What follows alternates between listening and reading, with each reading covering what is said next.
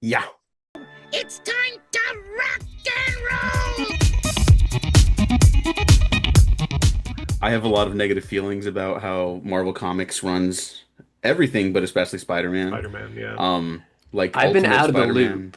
Yeah, I've been Yeah, out of well, the yeah, loop I don't for. read them anymore. I I was can't. gonna say Like, for there's comics in nothing. general, I've been Yeah. out of the loop for years now. I mean, I feel Uh-huh. the last consistent run I was reading was probably Mark Waid's run for Daredevil, which I thought was phenomenal. I loved that run. That's a Yeah. great run. I But was going to ask you, so do you know the X-Men, they live on another planet now?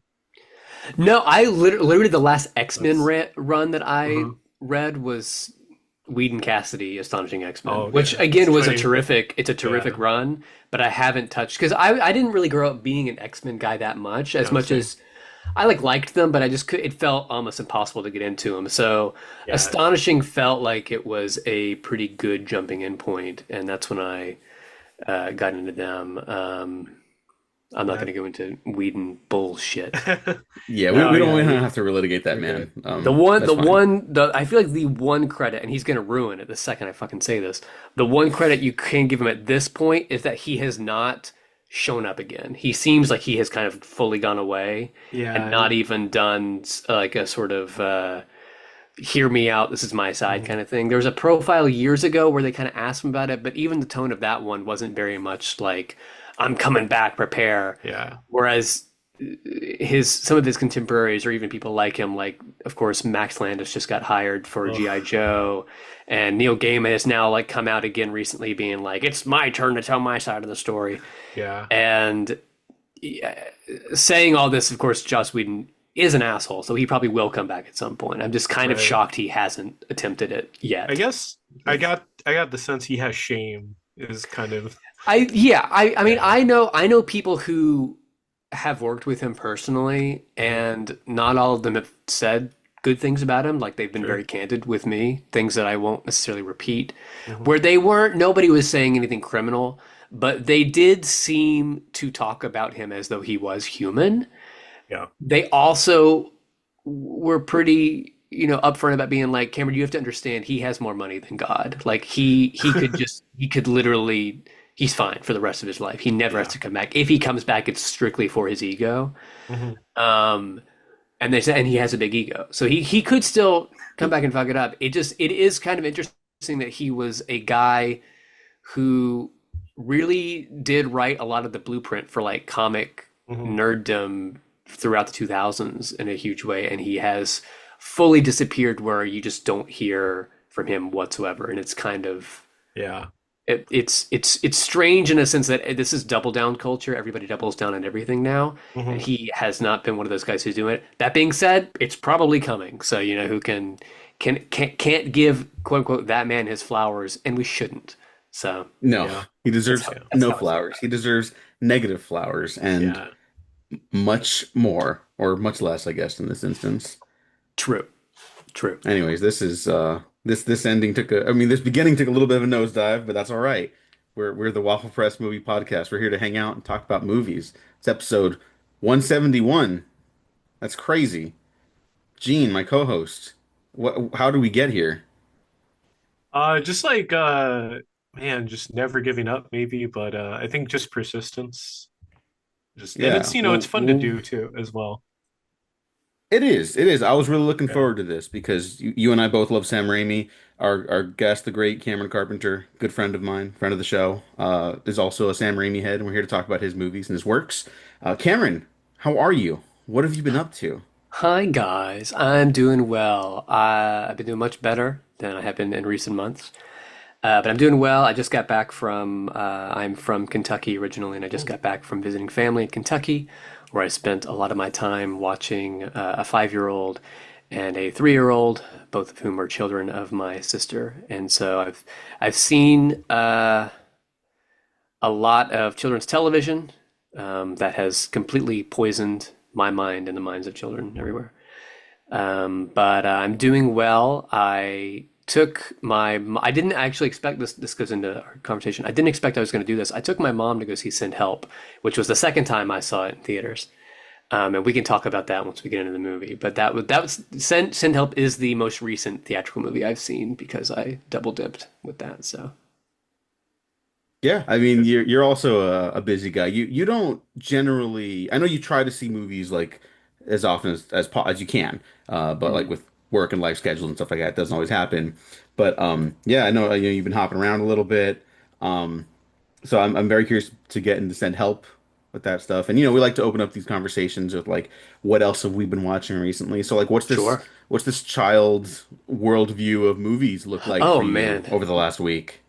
Well, they watch a lot of slop. I mean, that's just kind of what you can call it in a sense of like Uh-huh.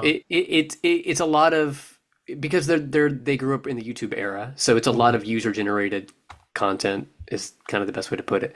And so there's stuff where it's just like a bunch of families running around with their kids, putting on costumes and yelling, and it's terrible. Um, but they watch a lot of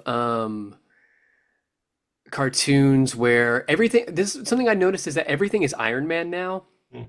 Like all the Power Rangers feel like they're just Iron Man copies, and they were showing me like Spider-Man kid stuff that was Mhm. very just like, oh, this Spider-Man's just Iron Man now, where they all have like really cool Iron Man suits and stuff. Yeah. But to credit, like animation's gotten kind of incredible. Like in the sense that some of the stuff they were showing me, I was just like, wow. I remember when uh like Jimmy Neutron was the show that we would watch growing up, and it felt like the peak of animation. Like we can't believe there's an entire television show animated like this, and now if you watch it, it just looks like dog shit. It does. Even if there's stuff that I still find charming about Jimmy Neutron, but animation is just like leaps and bounds grown in a way that I find very very impressive for kids entertainment.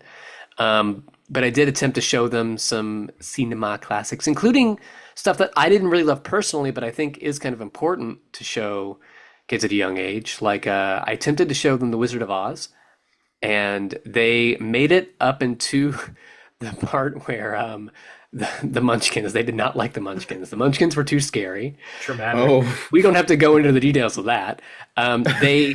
They were thrilled by the. I thought they were going to be afraid of the twister, the tornado, and they were thrilled by that. They did okay with Miss Gale, the original witch in the black and white timeline, or the sepia tone timeline. And then Munchkins showed up, and they were not about it, man. Mm. They were no. very much get that off the screen.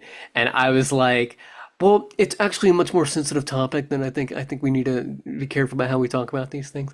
I think it was they didn't like the costuming for the Munchkins. They were like, it's just too much, which, in their opinion, totally fair. Those costumes are gaudy as shit. They are very scary costumes for people to be wearing. And then they saw some kind of advertisement for Harry Potter, and they'd never seen Harry Potter, and I was like, okay, look, we're gonna have to. I was like, the first thing you have to know is that J.K. Rowling is a transphobe, and we don't support that in this household. And they're like, I don't know what that means. I was like, I'll explain as we go. They stopped watching Harry Potter after Hagrid. Hagrid was scary, so small people and large people, not it for these kids. And then I showed them E.T. And I was like, E.T.'s gonna scare the shit out of these kids. And they loved E.T. They thought E.T. is a freaky little goblin demon, and they loved it when he got drunk. And so that was a hit. They loved E.T. and they also loved Mr. Bean's Holiday. Um, they're beanheads now. So those are That's your those, favorite that movie, right? you may joke, but I've seen Mr. Bean's Holiday on my own as a solitary man at least 6 or 7 times, and I do think it's wonderful. I do go to bat for Mr. Bean's Holiday. Has a really, really, really funny subplot with Willem Dafoe, as we'll connect it to Spider-Man, with Willem Dafoe playing a pretentious American director trying to make uh, like a noir film that premieres at Cannes. I don't know if you've seen Mr. Bean's Holiday. Have you seen Mr. Bean's I Holiday? have no recollection of it. Gene? I don't think I've seen it. Okay, No. check out Mr. Bean's Holiday. It's got a lot of really great gags and jokes in it, and the entire subplot is about the Cannes Film Festival. All right. And Willem Dafoe is really funny in it. Like he's really really funny. So that's my endorsement of Mr. Bean's Holiday. I trust He that review. also he Yeah. also blows up the Cannes jury the same way like the Green Goblin does to the Oscorp Oh yeah, board. absolutely. And he also invites Lars von Trier, and they have a great discussion about the politics of the time.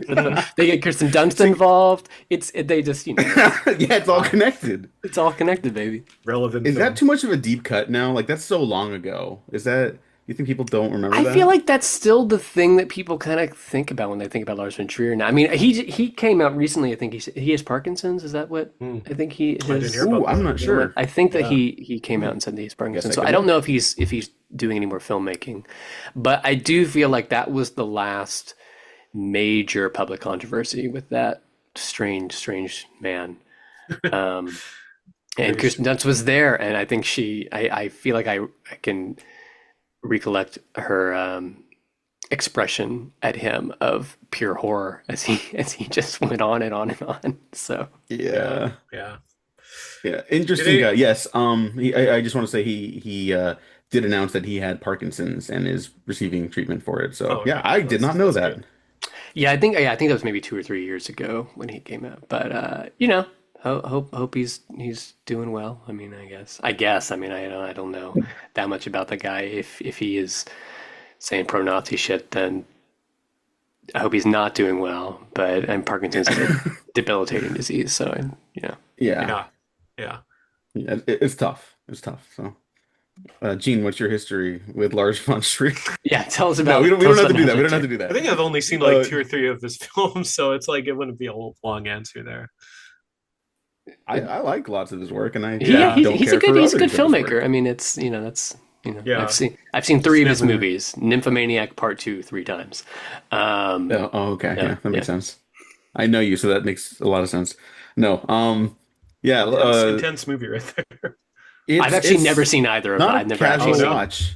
I've never seen. I think the last one of his I saw was Antichrist. I don't think I've seen any of them past Antichrist, and I liked Antichrist. But oh wait, no, Melancholia came out after Antichrist, right? Yeah. That's the Yeah, last one I yeah, saw. Yeah, Melancholia. yeah. I think those are the last two I really liked. Hmm. I caught one after that, and I was like, I'm good. Um, but Yeah. yeah, yeah.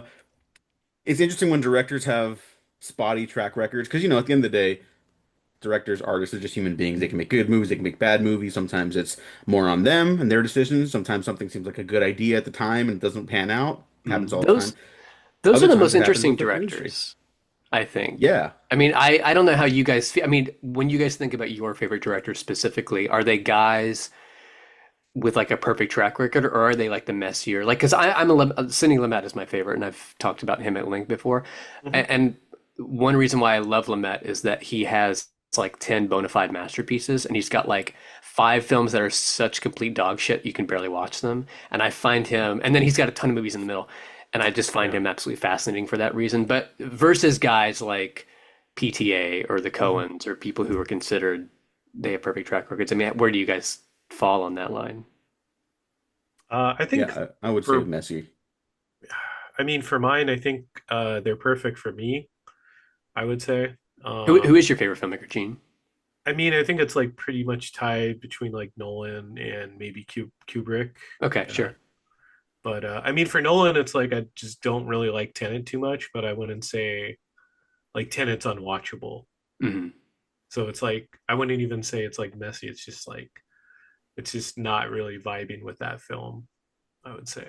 Sure. And like for Kubrick, I mean, yeah, I don't know. Like Barry Lyndon is hard to watch. I wouldn't say it's um like a bad film or it's like a messy film, but like Hmm. technically it's perfect. It's just like so much not happening Yeah. See, that's for my like favorite long one of period. his, Oh, really? but he is a filmmaker who I think you can make the argument that maybe aside from his first like two little films, he Mhm. has kind of like a perfect sort of, and maybe Yeah, like Lolita, but I mean, I think right. generally the academic argument for him is that he's kind of like a perfect streak filmmaker in a sense. So Yeah.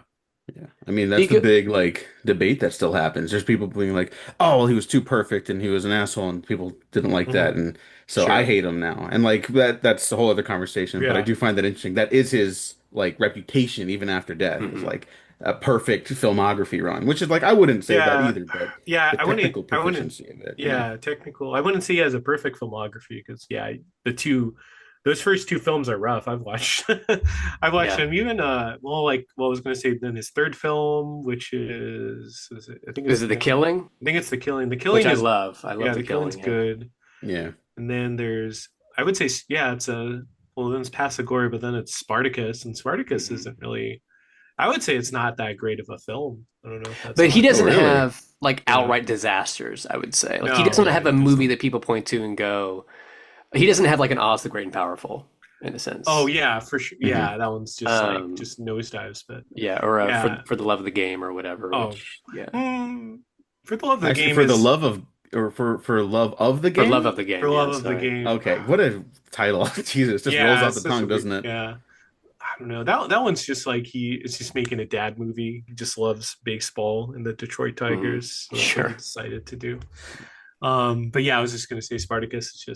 It's not. I don't think it's that good, and he doesn't even Kubrick didn't even like it. So it's like, yeah, I would say like no one has a perfect filmography, technically. Mm. Diego, do you are you because I know that you're would you consider Man your top tier I think director? he's my guy. Like Do you Spielberg, I think is think just like he's the founder of sure, of Diego as course. a movie lover, so that's Mhm. like unprecedented. But I think it is man. He was the first one I looked up. Like, what do I like dislike? Because I love basically like Ferrari is my favorite movie the year it Mhm. came out, right? Like I'm at Yeah, that level. And sure. then I was looking at it, I'm like, even The Keep is like fascinating to me. I would not Mhm. call it like good though. Like Well, it that's what I is was not going a to complete ask. film. I was Yeah. going to ask if you consider him to be, because I guess Man does have movies where people look at them and they're like, "Oh, that was like a bomb," Mhm. but he doesn't really have. He gets reevaluated so much, I think. Like even Black Hat, which is a movie I do not like, and I know that people have rediscovered that one and say it's like top tier Man or whatever, which is goddamn insane to me. Yeah. But I guess he doesn't really have like a an outright go-to. I think my least favorite of Man's might be Public Enemies in the sense that it's so like it's like a narcotic. Like it puts me out. I don't think I can watch that movie without So falling asleep. so many close-ups.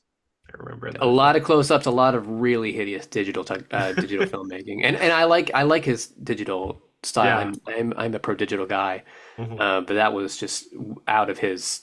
I mean, when you go from Collateral to that, it's just kind of like, It's very good jarring. Lord, what happened here? Yeah. Yeah, very jarring's a good word, Gene. I've really come around on Public Enemies. It is my least favorite of the stuff I like from him. I Hmm. know it sounds a little bit like a politically correct answer, but Uh, like I don't really revisit it. Like I don't get much from it, but I do find it like interesting that he tried to transpose that digital aesthetic he's really cultivated with Collateral and Miami Vice, Hmm. and even beginning with Ali, which I think is like just crazy underrated. Every time I revisit that Yeah, one, I'm like, that's a 5-star movie. Why aren't we talking about this just as much as like the Thieves and the Heats of the world, you know? sure. But both of I those would guys. say Oh, I'm sorry. Go ahead. I didn't mean to interrupt you. I would say the one movie of his that I'm like I kind of hated was his TV attempt at making Heat, LA Takedown. Yeah, That that didn't pilot really. is I don't think. truly awful. I don't think we But like count that. whatever, like, it didn't go anywhere. It's Yeah, but neither of those guys have like a God. Like Lumet has a movie called Family Business, which is one of the worst things I've ever sat through. He's got a movie called Love and Molly, which is just like he's also just got a ton of super boring ass movies. I mean, you just can't get there. And I feel like Mann and Kubrick and Nolan, they have movies people maybe dislike, but I don't think they have movies where people can really look at them and be like, well, that's just an outright failure. Like that just did not work on any level Mhm. whatsoever. yeah. And Lumet is a guy who just has movies like that, so where you just kind of look at it and you're like, I don't understand how somebody was capable of making this, let alone somebody at his level. But we're not going to go into that.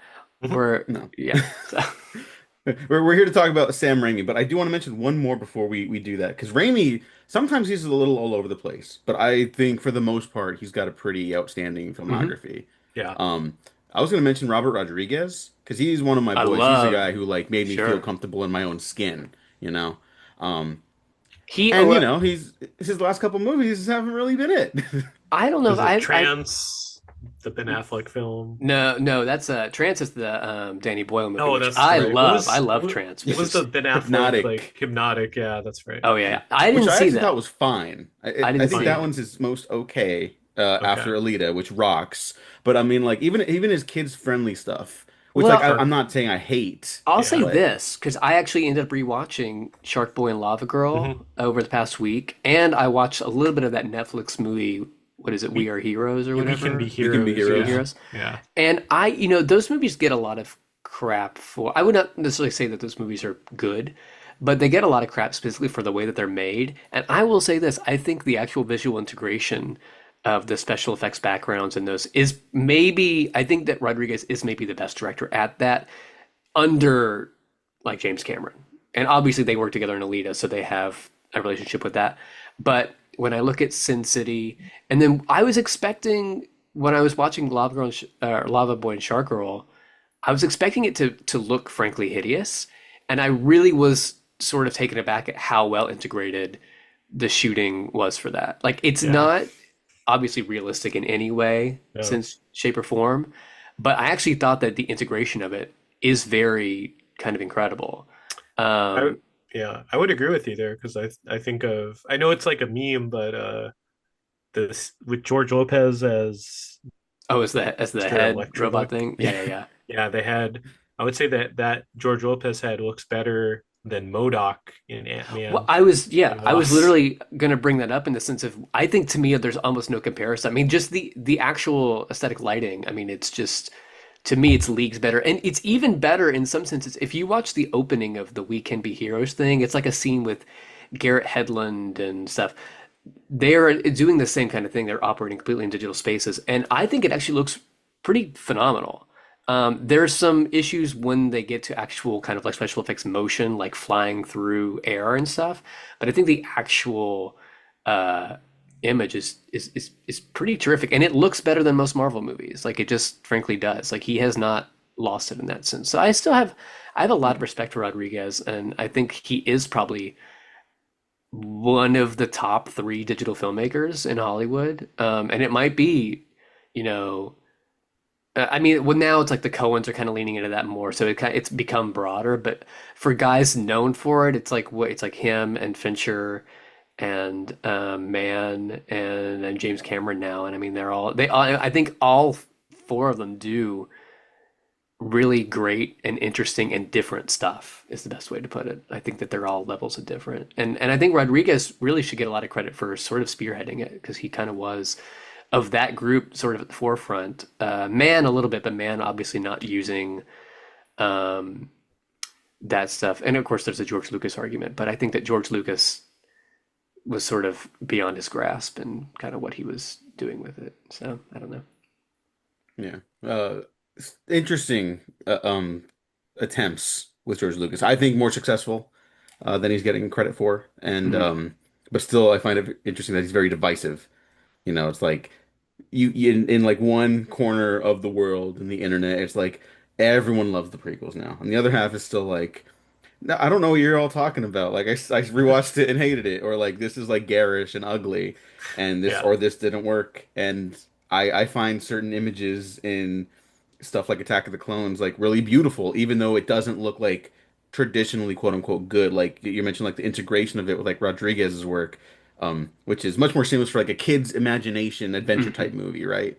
You know, sometimes they have other problems, which is the only thing I brush up against them. And they're children's movies, so it's not like who cares? You know, I got other stuff to worry about. Sure. Um, but something like an Attack of the Clones or Revenge of the Sith, where there's just like, frankly, too much shit coming at you, I still find like visually compelling and exciting in ways that aren't just like flashy colors and loud Yeah. noises.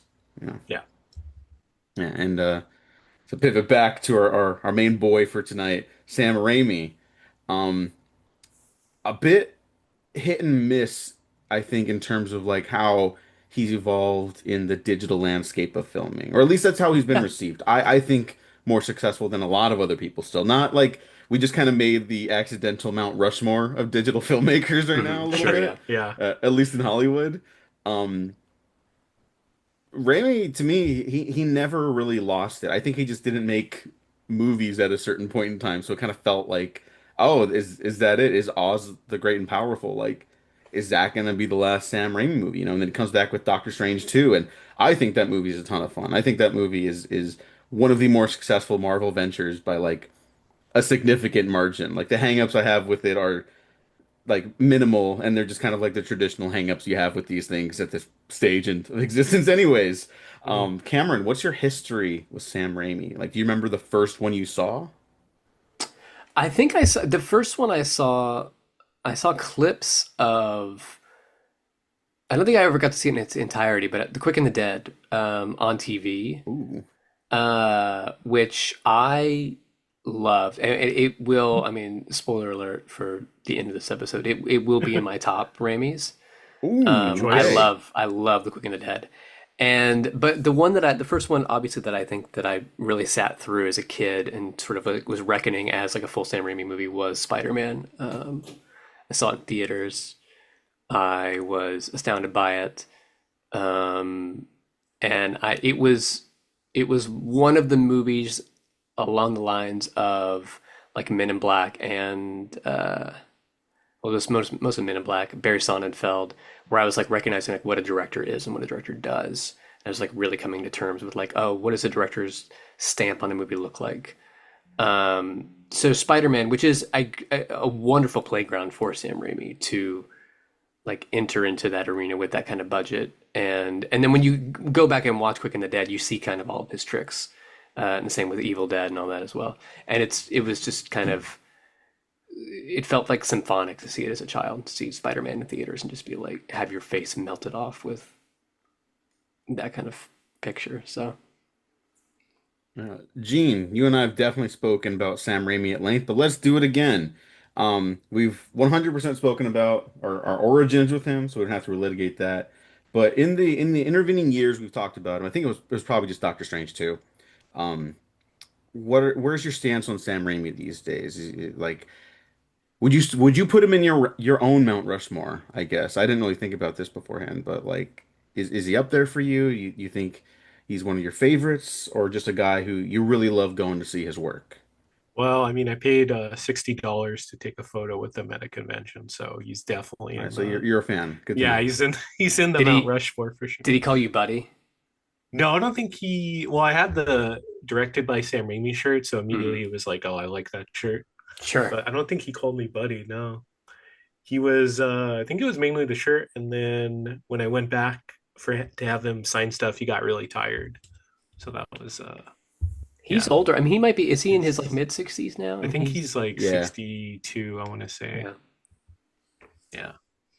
But yeah, he's in the Mount Rushmore for sure. Just on, I guess the like I just love his films. So just based on the films, but just I guess it gives you like a lot of hope, right? With someone where they didn't come from like some like dynasty family or he didn't know anyone in Hollywood. He just kind of fell into it, right? Just Hmm. wanted to make a film and then uh, went door to door asking for money from random people in Detroit just to fund Evil Dead. So I think it's also the inspirational aspect that I really like about him.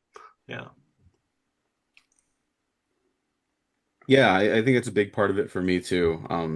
And even like his more serious work, like they're always very entertaining. Like even something like A Simple Plan, you Oh, know, love it. Love a simple plan. which is I think Yeah. perceived a little heavier than his other work, and like rightfully so.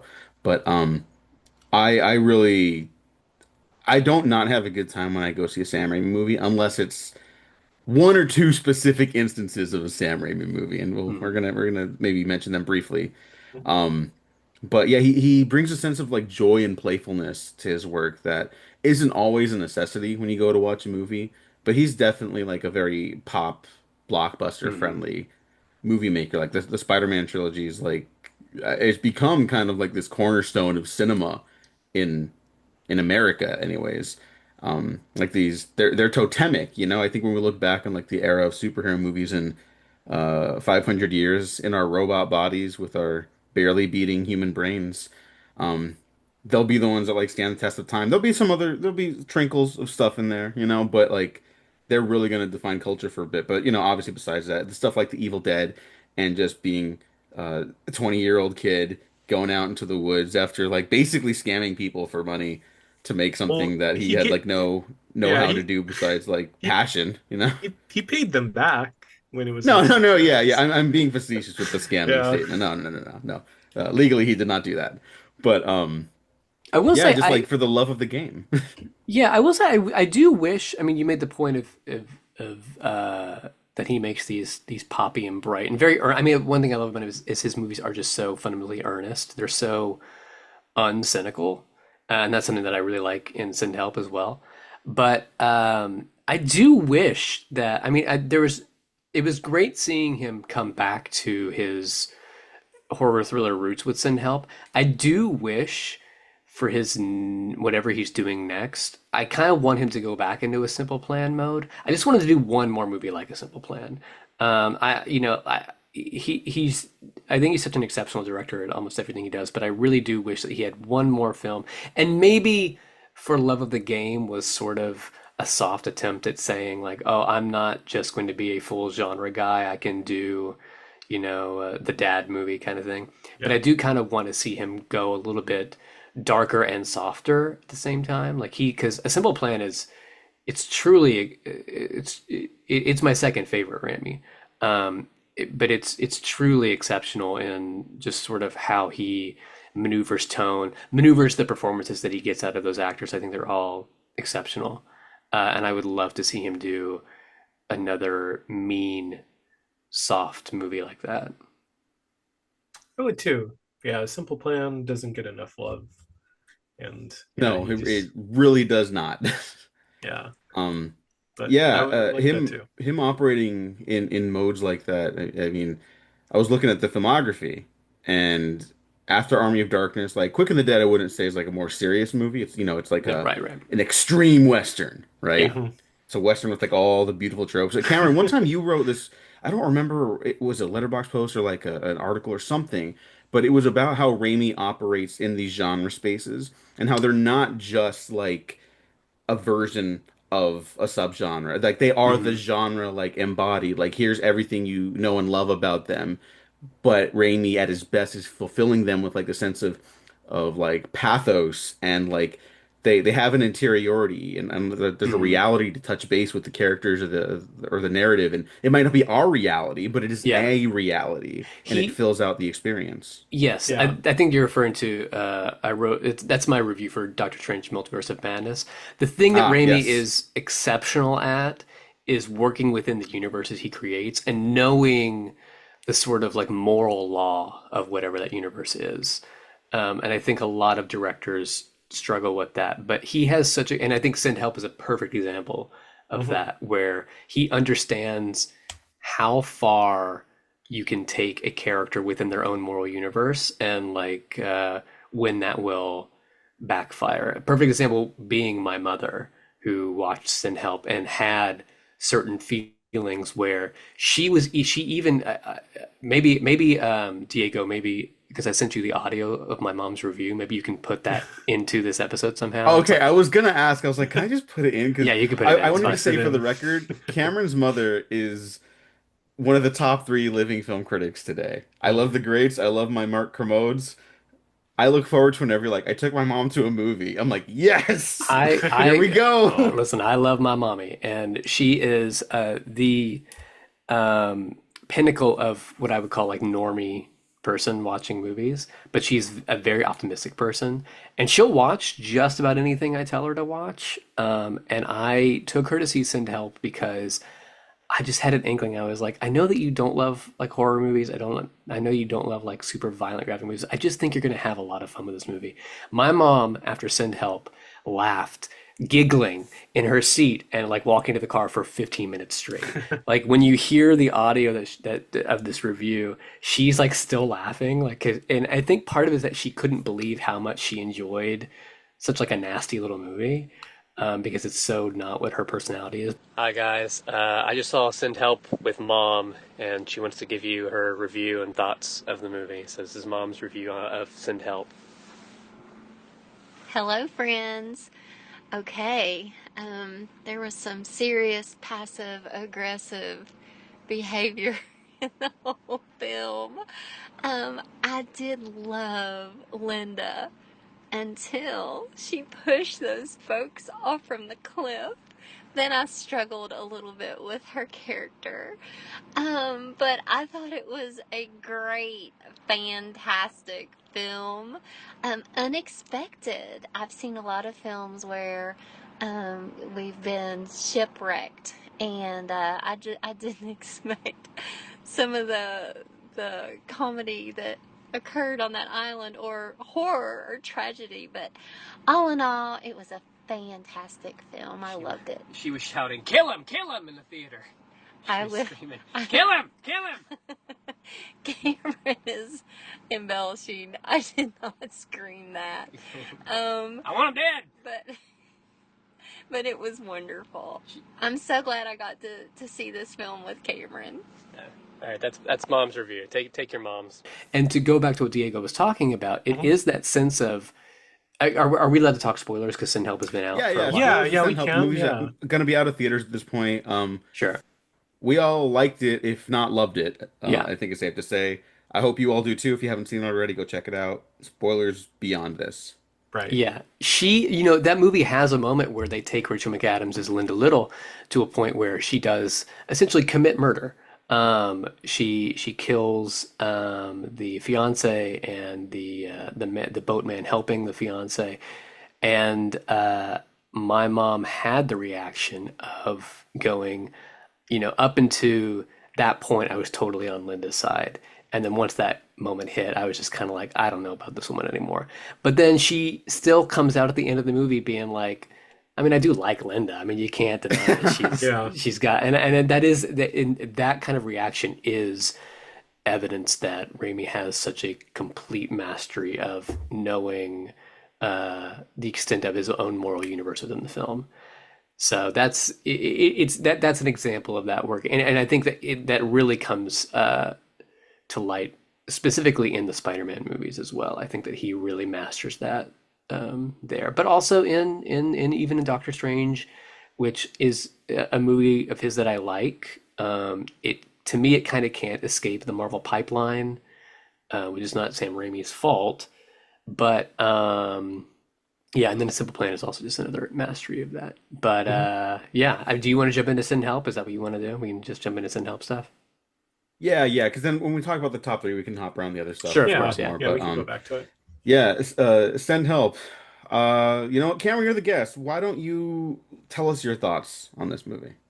So I went into this movie excited in the sense that it was the same Raimi movie. Not crazy about the screenwriters. Didn't when it first got announced that it was with them, I was like, okay. And I'm also not a survivalist fan in terms of the survival movie genre is not really my like go-to. Like they're usually fine. Like 127 Hours I think is fine, and I like Castaway okay. I think The Martian's a good movie, but I do not pine for that specific genre of movie. You don't And so like I was Survivor? And say again. You don't like Survivor, the series? I watched with my family. I watched maybe the first 3 or 4 seasons when it first came out. Yeah. So I have like a little bit of a history with Survivor, but I did not continue. But I don't watch that much reality TV anymore. But I think the concept of it is fun. But survivalist genre, not really my speed. So I was a little hesitant in terms of going like, "Ugh, is this really what Sam's going to be doing? Sam, is this really what Sam Raimi's going to be doing? And then I went into the movie, because I love Rachel McAdams. I genuinely think Rachel McAdams is one of the most talented actors of her generation. Her and Amanda Seyfried both. I think that Mean Girls is actually a really great highlight of both of their abilities and range. And then I think they've just been surprising ever since. They've both been terrific. And I think she's genuinely incredible in this movie. Like I think she's so funny and she's so open-hearted and she's so intelligent in how she performs all the levels of Linda Little. Probably one of the best performances I've seen of this year and last year. And I didn't really know much about Dylan O'Brien. I knew who he was, but I have not seen the Maze Runner movies. I did not watch Teen Wolf, so I haven't had a ton of exposure to him, but I thought he was also terrific. I was really impressed with him. I loved his Maria Menounos laugh. Yeah, that was an incredible laugh. I feel like because Bruce Campbell was supposed was his dad. That was his Yes. cameo. Yeah, yeah, yeah. I feel like he was trying to channel like a Bruce Campbell laugh. Uh, If you listen to him as like yeah. Ash, it sounded really similar to how Ash laughs in Army of Darkness or something. So maybe that could have been it. I But think that might be true, and I think not that this is totally out there. I thought that Rachel McAdams was playing Linda Little in the beginning a lot like her name's Patty Harrison, right? From I Think You Should Leave. She's a wonderful yeah, comedian. I yeah, think she's like channeling Patty Harrison through a lot of the first act of the I could movie, see that. and I just it's saw her on stage actually. yeah. I mean, I Oh, love Patty really? Harrison, Yeah. um, and it's just so. I think the thing that really surprised me about the movie was it is extremely broad, but Raimi is such an intentional director, and McAdams and O'Brien are also just so good at it that you don't really feel the broadness for a second, in my opinion. I think that they really bring those characters. They really plant their feet into the ground with both of those characters, and I was really I was just giggling the whole time. And the first time I saw it, and then I spent a lot of the second time watching the movie with my mom, watching my mom watch the movie and watching her like uh almost become embarrassed by what she was laughing at. And I think it's just that little like devilish kind of charm thing. I felt in a lot of ways the same way I felt watching Trap by M. Night Shyamalan, where I was just Ooh. like, oh, this is just he's just like a little goofy little devil who's just really having a lot of fun. Um, yeah, so that would be my initial takeaway was that uh, I was surprised how much I loved the movie, not because it was the same Raimi movie, but because it was working in a genre that I wasn't crazy about, and because it was broad, and yet it was also smartly specific. And it's another one of those things where, like Shyamalan, specifically like Trap or like Old, it was a movie where I genuinely every 20 minutes I was like, I don't think I know where this is going necessarily. Like I can kind of foresee certain elements, like I foresaw the house, like there's a house going to be there, and I foresaw that Linda was going to have an issue leaving the island and things like that. But to the degree of, I didn't know where their relationship was necessarily going to go. I didn't know if they were going to walk the fine line of doing the romance and then having another spin, or if they were going to just touch on it. I genuinely didn't know, and I kind of found that thrilling. And anytime a movie can make me kind of question within the next 10 minutes, like what's going to happen, I think it's kind of a magic movie at this point because you just see so many, and you especially our movie going culture now is so wired into the cogs of how movie making works, even like contractually, like with the Marvel films, where we're like, well, we know Scarlett Johansson has three more films on her contract, so what are they going to do with this? And Sin Help just feels like it's very much a movie not made in any kind of system like that. It feels very much throwbacky to like we used to make 10 of these studio pictures a year, from every studio or whatever. And it reminded me a lot of stuff like Red Eye, which is also another Rachel McAdams thriller by a horror director that I think is phenomenal. Um, yeah, that's how I felt about it. I felt good. I felt good watching it. Yeah. I would go as far to call it a great movie. It's my favorite of the year. And Mm. Gene, let's ping pong back and forth because you and I saw it together as well. Yeah, Um, yeah, and I want to hear from you because we were both kind of raving about it after, but the podcast wasn't there, so that was just for us. But yeah. I do want to mention that we sort of had a 4DX experience, even though we saw it in a Dolby Dolby, AMC yeah. theater and not a 4DX experience. And by that I mean is that someone definitely didn't put deodorant on, and so there Oh, was like Mm. there was a moderate, smelly, yeah, consistent rising build in body odor. And so it was sort of like, yeah. oh, this is probably what they smell like on the island. I know it's that very excited man in front of me, but it was Yeah. present, and he left pretty quickly when the movie was over. He had a good time. I want to mention one thing he responded to like very strongly in the picture. But once he left and the movie ended, I was like, and now this is what it would smell like when she's back on the mainland. Normal, you Yeah. know? Yeah. I The forgot about smell the smell of the evaporated quite guy. quickly. I tried to like block that from my memory or from my senses because that guy Oh, smelled. it'll never leave mine, unfortunately. Ugh. But yeah, I guess we had an unintentional 4DX experience. But yeah, that film is such a, I guess, roller coaster ride from the start of the film of having, you really relate to her. Like, um, Linda is like someone where you feel like you either know, or maybe you even like felt like Linda at some point, like in school or something. So there's like some sort of like into that character.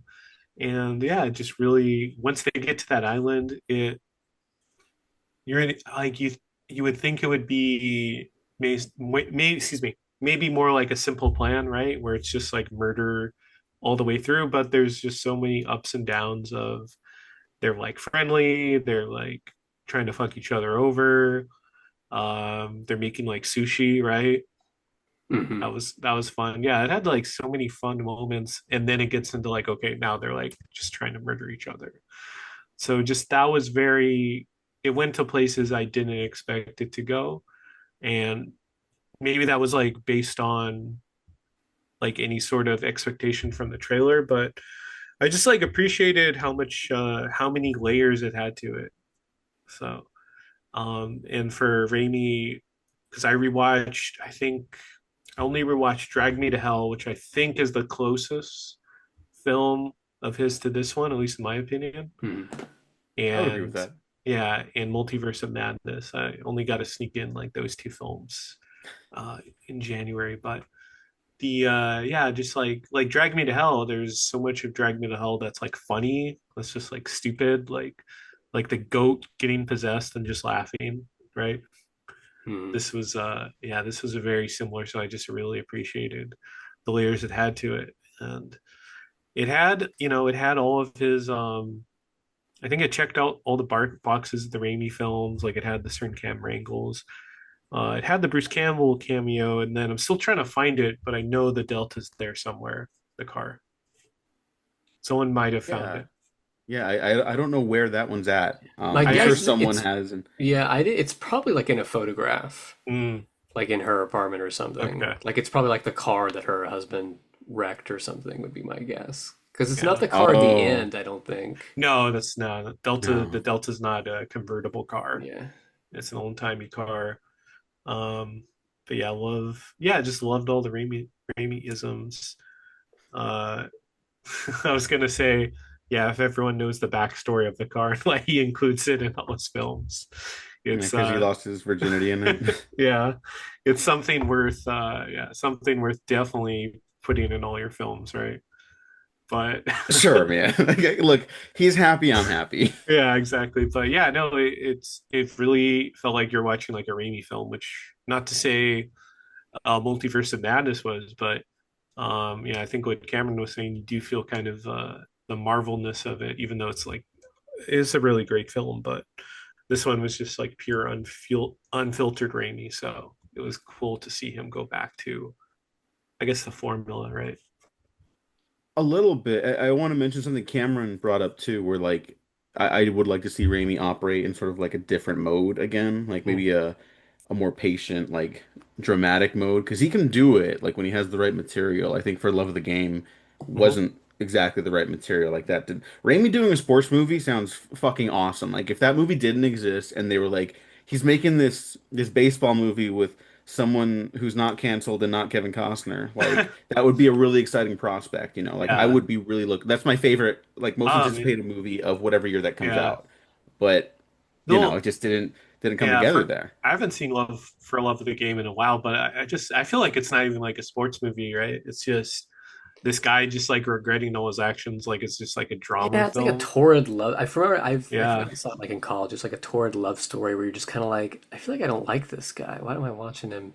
And the framing device is that it's all around one game, Yep. correct? Yeah. Yeah, I think so, yeah. It's like his it's like last his game or last something. game. Yeah. Yeah.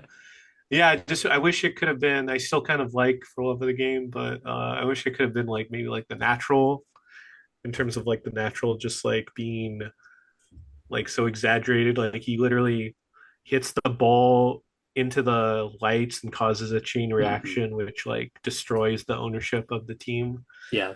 Like that would have been something. Well, the thing about Raimi, which I love, and I've talked to Diego about this too, in terms of what makes a great, what even makes like a good movie is, to me, the only writing advice you really ever need to give somebody is that if you make a movie about people making choices, you'll have a great film. Like more than action, more than people necessarily responding in action. Raimi is so good about his movies being about choice and consequence. That's like what all the Spider-Man movies are about. Those are, I mean, with great power comes great responsibility. Is actually saying that thing. It's actually saying, when you make a choice, you have to live with the consequences of what you're saying. So, choose wisely.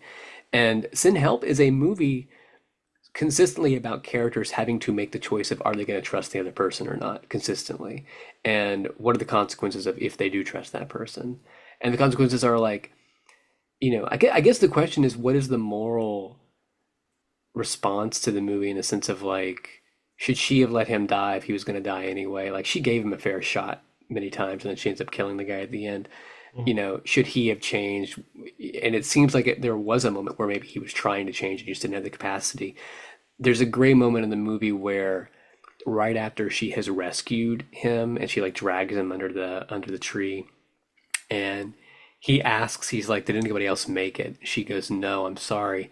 And his like body, it's like his brain knows that he's supposed to feel bad and cry, and he like tries to cry for a second, and then he just gives up, and he's like, okay, well, what else is there? Like, Yeah. it's a smart acting decision and a smart directing decision, but it really clues into kind of where those characters are going to be going. But they make consistent choices throughout the entire thing. He makes the choice to save her when she falls off the cliff, and the movie then begins to sort of tease out this whole will they, won't they, sort of Sam and Diane kind of thing. And it makes the movie more fascinating. And I think a lot of survival movies don't necessarily do that. Like if I think about movies like The Martian or movies like Castaway, I guess I'm trying to think about breaking those down in terms of like what are the choices the characters make, and it feels like those choices are all based on how will I survive, versus the relationship is really at the forefront of Sin Help, and it's very much about what are the choices these people are going to make for themselves, uh, so that they remain people. Like, how are they as people going to be changed if they make one choice or another? And I think that's kind of the secret sauce of Raimi, because A Simple Plan is the same way. That's a movie of what are the choices these people are going to make? Who are they going to tell about the money? How are they going to keep the money within bounds? Like, this character's going to tell this person's going to kill this person, save this person. It's all choices. Spider-Man, the first movie, is a masterstroke because it ends with Peter Parker making the choice not to be with Mary Jane, and then Spider-Man 2 is the consequence of that action of choosing Spider-Man and dealing and living with that.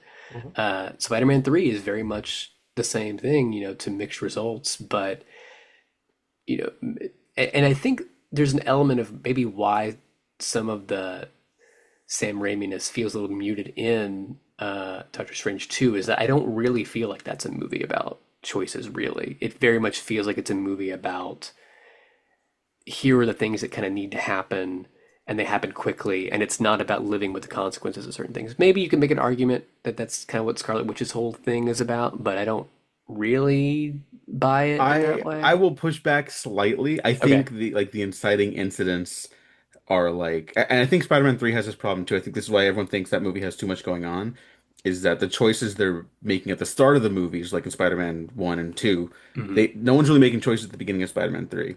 It's like Sandman's here. He's not Yes, really yeah. Something already happened. We don't know yet. We Things don't hear happen that till and they just later and have to stuff like react that. to it. Yes. Yeah, Yeah. yeah, and Venom comes because God shot it out of the sky or something. Right. That's not a choice. It's not a decision characters made. It's just something that happens to them, and you can Yes. make compelling stories out of that somehow. But like that's not what they did there. In Doctor Correct. Strange 2, I think every other Doctor Strange that they talk about or we see briefly, whatever, they're making choices to not. I think um the characters say like Doctor Strange always needs to be the one holding the scalpel or the knife, right? Mhm. And Hmm. every single one is making choices for everyone else, and then they have to kill one of the other Doctor Strange, whatever.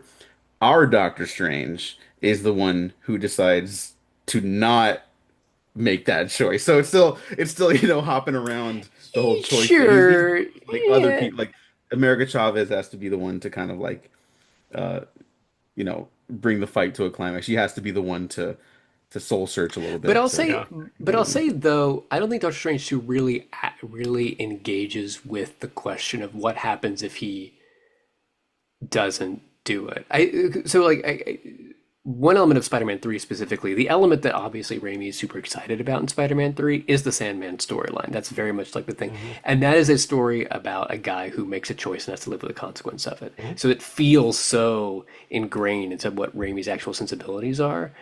And so there is some, even though it is still pretty broad, there is some depth to it, I think, in that film. Versus Venom is here, it's attaching to a jerk, and then the jerk becomes a bigger jerk. Like it's just there's just not really any depth to it because there's not a lot of consequence except for the fact that Topher Grace prays to God to kill Peter Parker, which rules. I'm Yeah. Yeah, I'm that is totally like variably a good thing that Hmm. happens in that but movie. it's not, yeah, it's not a depthful consequential action or anything like that. So No, no, it's. yeah, I will say, very inspired choice though. Topher Grace as Venom, Eddie Brock. I rewatched it I the other like it day. too. Yeah, I'm not in love with that movie by any means, but I like it, I think, more than I dislike it. yeah. So I wish. Yeah, Yeah. just Venom could have been better as a whole, but I think that they had like such a. They had the right idea though of like an anti Peter Parker, right? With Yeah, Topher mhm, Grace. yeah. Yeah. I think totally. And I think something that's interesting that I didn't really think about, but part of the problem with that movie, and I'm a big Spider-Man 3 defender. I think like I would say three-quarters of that movie are straight up some of the best shit in any blockbuster movie like ever. And then 25% I'm like, you kind of, the gears aren't clicking, I'm kind of Yeah. feel like I'm stuck in the Sandman. But Right. when something like the Topher Grace Eddie Brock, who's not making any decisions, he just becomes kind of a cipher more than a character. And that kind of works for me on something like Doctor Strange because the pipeline of that franchise doesn't allow for characters anymore anyway. So I'm like, Mhm. that's how I can engage with that. But the Spider-Man trilogy did such an effective job at establishing characters and giving them their own sense of agency and having something that their own wants and needs that can be satisfied by the narratives they're telling. Mhm. Everything has like a place and a purpose. And the Venom stuff, it just you can just feel the duct tape a little bit on a Well, lot of those sequences. Arvia Rad, well, biggest menace to Spider-Man. yeah. I mean, I think the issue with it is that it's basically a repetitive beat. I mean, you have the thing is, I think the black suit Spider-Man stuff could work in a movie without Venom. The issue is that Peter Parker is a jerk who the whole thing about the black Spider-Man suit is that it creates more aggression in him and it basically creates a version of him that he doesn't want to exist. And then the issue is that, well, I mean, he hits Mary Jane, which Right. forces him to be like, I must get rid of this kind of thing. But he doesn't really, the choice that he makes isn't really a dramatic choice. It's more like a story choice. So the suit can go to Topher Grace, and then Topher Grace, Eddie Brock just becomes a bigger jerk. So it's like, what does Peter learn really? It's like he doesn't really learn that much because I mean, he learns you shouldn't hit women, which you shouldn't, but like it's such a basic kind of like it doesn't really feel, in my opinion, as though it's narratively consequential in a way that it should be. Versus they set it up to where he's going after Sandman and Mhm. he's gonna fucking murder the guy. And I'm like, okay, well, that's your story. I mean, you can just use that element of it, and that's where like Peter has to learn to reject the aggression in the suit by looking at the humanity of another person who Yeah. explains his story and explains it was an accident and I'm willing to live with the consequences. That's where that story is, and that feels the Raimi element of it. And it's more so they just have to make it so Eddie Brock is a literal sequel to the jerkiness of Black Suit Spider-Man. Mhm. And you can't really do anything with that. It's just you just make a bigger jerk. And so Yeah. when Eddie Brock is defeated, you don't really care because you're like, well, I already watched Peter Parker defeat this thing. It's not really exciting when Spider-Man defeats it. So, Yeah. Also, I was gonna say the in the comics, because in the movie, Eddie's kind of origin is he doctors the photos, right? yeah. I believe in the comics, what gets him fired is he's dealing with the Sin Eater, which was like a serial killer. So he, oh man, I'm trying to remember this. I'm gonna blank right. I just had it for a second, but It's comics. It's probably yeah. insane. You're Well, you're no, gonna no, get no. closer through your He memory than anyone else. no, well, basically he just like like it impedes like an investigation or something where he just like gives false photos or false reporting. So Mhm. you would think like that could have been something to do with Venom, like more of his actual Well, like or he's more of a character in the comics than he has time to be in the movie. In the yeah. movie, he's very much a guy that's he's like the Wario to Peter's Mario. Yeah. Well, he's like he has like a lot of elements of Jack Nicholson's Joker, where Jack Nicholson, the Joker, just like he was already a gangster, and then he just becomes like a clown gangster Sure, right. in '89. You know, it's just like it doesn't really change him. It's just his appearance. So yeah, it almost feels like that with Venom, Mm. right? Not to like talk down too much about like Topher Grace's performance, but like I guess the writing doesn't really help him. Yeah. I think he's good until he's in the suit, and then it's Mm. like, oh, it's a little out of your depth there. Like it's Yeah. just pure ham and not like in a fun way. No, It's like the ham's been out a I little too long. still, I still don't get why they just did not distort Venom's voice in Spider-Man 3. I Like that just still I bugs just me. don't think that's not I what don't. Sam Raimi was interested Yeah, I in. don't think he could give a shit. I don't think he could pay Yeah. him money to give a shit. I think he's probably like, Well, I'm just doing it. Can I just do it and go home? yeah. Well, what's weird is if you guys ever played the Spider-Man 3 video game, they distort Topher's voice in that where it sounds like comic Venom, Oh, right? interesting. I wonder, did they get Topher for the game as Yeah. well? Oh, Yeah. okay. They got everyone except Kirsten Dunst, I Good believe. for And she her. was like, I'm done with this shit. I'm so tired. Well, Good for she you, just honey. doesn't want. I guess like I think she was in Spider-Man 2. She voiced herself in the game, and then she just didn't come back for 3. She just didn't care. Hmm. Yeah, I think they're all in the first two is the thing. But Yeah, yeah, had to let's adjust. we can start wrapping up on the Spider-Man talk a Yeah, little bit yeah, because I'm sure it's going to come up right now as yeah. we start talking about our top three But Sam send Raimi help. Yeah. movies and send. Well, I mean, here's a question: is Send Help in our top three Sam Raimi movies? No, It's not in mine now. no. No, it's not in mine either. But I really liked it, and I was not joking. It's my favorite movie of the year. At least it's my favorite theater experience of the year so far. Hmm. Like just in terms Okay. of pure entertainment value, I've seen it twice, and It, it nothing's giving me the rush like this right now. it's such a great throwback to like we just used to have movies like this. Yeah. To me, that's just what it feels like. It feels like a movie that I would have seen in 2003 in the middle of the season, sandwiched between two similar movies, like a movie like Cellular, which is a movie with Chris Evans and a cell phone, and like a movie like Yeah. Out of Time, like that great Denzel Washington Uh-huh. film by Carl Franklin. It just feels like it exists more in that kind of sphere than it does in what we just kind of have now, where everything is either indie for $10 million or an action comedy where a beleaguered guy, is shooting people and he's over 50 and doing his own stunts and going like, he's standing right behind me, isn't he? Like that's just every Yeah. goddamn movie now. And there's an ensemble cast of 8 actors you've seen in 30 other movies this year. So yeah, I really just appreciated what it was and the money they spent on it and kind of where it exists in the ecosystem. Yeah. Same. Yeah, Yeah, it's a go shame. check out Send Help. Yeah.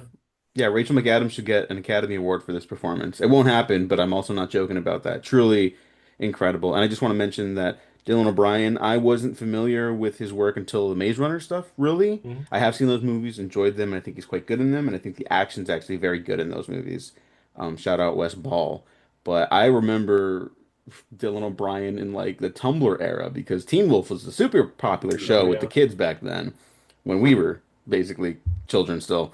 Yeah. Um, and I remember seeing like the GIFs and they were like, oh, it's like they're doing like a Dark Styles arc. I guess that was his character in the show. He turned evil. He got possessed by a ghost or something because you can Okay. do that on a show called Teen Wolf and the audience won't question it. That's not Hmm. judging the show. I'm No. respecting its game. That's what that show should be for. It's like that's what CW shows did back in the day. You could just go fucking nuts. Man, the CW, I genuinely miss the CW in the sense of Yeah. like the CW was great just to have a network where people, A, were making 24 episodes of seasons of television, but also it was so good for writers and creatives to just work in that space and to have like a playground where they were experimenting with like different long narrative storytelling. And we really, I mean, there was so much of it that that is ripe for mockery, and it just doesn't exist anymore, really. Like we just do not have that ecosystem. Again, it's an ecosystem issue. We're just slowly getting rid of all the stuff that made for a healthy entertainment ecosystem, and we're now replacing it with a lot of just user generated stuff, whether it be TikTok or YouTube or whatever, which again has its place. It's fine. I'm not totally damning that stuff. It I just worry about kind of where we are now and how minimalist everything has gotten with production budgets and yeah. So that can be a discussion for another time, the state of the Yeah, we, industry. we should we But should do a whole thing on that. I don't know what, but something at some point because you were one of the first people to mention to me like God, this was pre-pandemic even. You're like, yeah, all these movies people are telling me I like them, and then they don't use extras. Like I'm simplifying your take, yeah, but you're yeah. the first person to really like call attention to that to me, and I was like, what are you talking about? Oh, it's And then I crazy. watched something with a lot of wide angle lenses and empty rooms, and Hmm. a lot of stuff looks like that now. There's not a lot of extras anymore. It's super rare to see movies use like weather, like rain and stuff like that. Like that's really really rare. Like stuff that you will watch a movie from 2005, like a basic ass 3-star movie, and you'll be shocked not necessarily by the quality of it, but by like, oh, they used to. Okay, here's an example. I watched an episode of Gilmore Girls a few weeks ago. And Gilmore Girls is not a show that I really watch, but I can respect it. And there was a shot in that show where two characters walked through like a city, like their little hometown, and in the background they had a moving bus and people getting off the bus. They had like what felt like 50 extras just walking around in the background of that show, and it felt so alive. And I was like, I cannot think of a single movie that came out this year that uses people the way that a single shot from Gilmore Girls in 2002 did. And that's insane to me that we're just that it's going down. So I would just, shout out to Gilmore Girls for, having some good shit in there. Um we'll talk about the industry some other time. We should have an Yeah, industry yeah, conversation, but that'd it's be it's great. pretty bleak right now. Yeah, Well, yes, we'll leave it at that for now. But yes, yes, we've all had those conversations, unfortunately. But yeah, we'll put that down on the docket for this year because I think it's an important one to have. Um, but yeah, Send Help is not in any of our top three Sam Raimi picks. Uh, it is in a friend of mine, BC Wallens at BC Wallens said as of now their top three Raimis include Spider-Man 2, Send Help, and Army of Darkness. But they admit they've got a number of his flicks to catch up on, and they also want to send love to Spider-Man 3. Again, like a lot of people come around on Spider-Man 3 at this Hmm. point. yeah. I think a lot of the criticisms were frankly undignified for a lot of the times. No one's talking about the actual problems. They're just like, why is Peter Parker dancing? And it's like, no, that part makes sense. That part's good. Why? Yeah, why does it take 45 minutes for the movie to start? Hmm. The rest is good. It's just why does it take that long? Well, whatever. Yeah, it's all right. It has flaws, but it's not like, it's not No, unwatchable. no, It's no. We saw it in the re-release together, Gene. Yeah, we did. With our friend that we saw send help with too. So go figure. Richard Newby, the great Richard Newby. That dude is booked and busy. That man. Shout out Richard Newby. Great film critic, friend, writer, all around. Number three, The Evil Dead. Number two, Spider-Man. Number one, Spider-Man 2. Yeah, Spider-Man 2, I think, is just going to be on a lot of people's lists, including our friend James Preston Poole. Spider-Man 2, The Evil Dead, Drag Me to Hell. Honestly, though, any of them other than for the love of the game and Oz could be my favorite on any given day, including Multiverse of Madness and Spider-Man 3. So, Spider-Man 3 has shooters now. Maybe they're just on the internet, but they're there. Yeah. Um, Cameron, as the guest, uh, can we start with you? And then what we'll do is we'll do a number three, and then Hmm. we'll go to Gene, and then my number three, and then we'll go back to you. You do number two, and so on and so Sure, forth. sure. My three is Quick and the Dead. I think Quick and the Dead is just it's so I mean I love westerns and it's boiled down to the fundamental basics of just even like one particular trope in westerns. It's just the duel. It's like, can we just have the duel 50 times in one movie in different Yeah. ways? And the answer is you can, and the result is that it's fucking awesome. So Quick and the Dead is definitely my number three choice. Yeah. All right, Gene, number three. Oh yeah, so I was gonna go with probably The Evil Dead as No, the my original. yeah, the original. I think it's just Evil Dead, right? Yeah, The Evil Yeah, Dead. Yeah. yeah, the okay.